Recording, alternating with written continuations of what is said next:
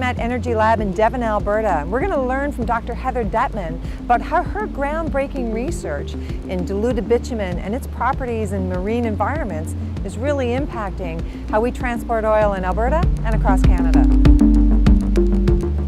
So the lab that we're in right now is actually a lab scale test facility where just over here we have rotary jars where we can put it on a rotor where they go around and basically simulating motion of oil-water mixing. Then we also have larger facilities where our tank facility, which is more like a spill situation that's open.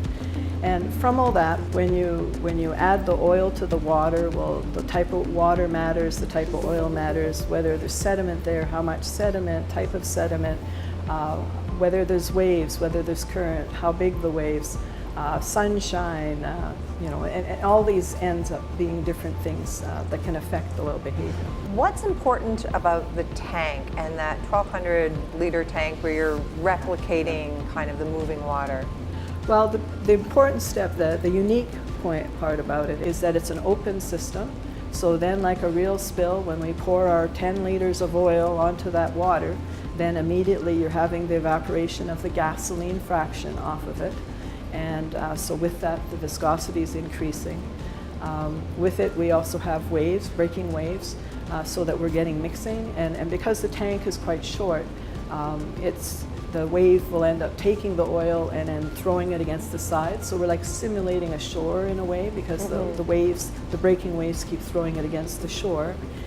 Because it's small enough, we can actually go as long as we want. So we started out with 8-day tests to kind of simulate in the time range of typical response operation, which is going, say, up to 10 days. So we know how much would happen in that 10-day period. But then people were wondering, well, what would happen if we went longer? So now we go for 4 weeks.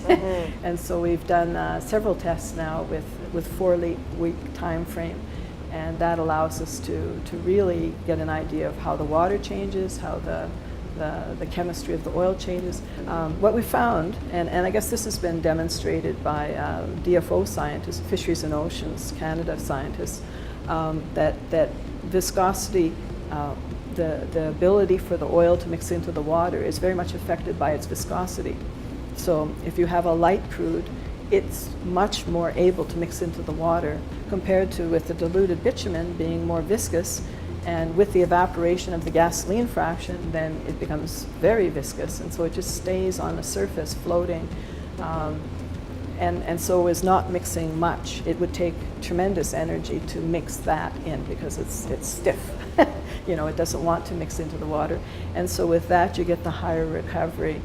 And less interactions with the sediment. So as a regulator, one of the things we really try to do is make evidence-based decisions, how we're going to mitigate risk.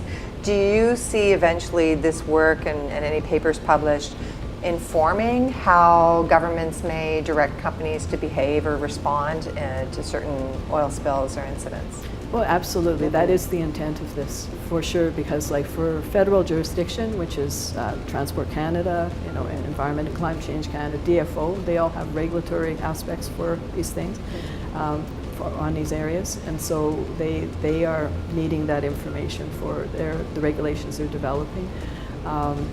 And for NRCan, the policy is coming up. And so certainly even now, with the information that we're producing already, is being used by the federal agencies, for sure.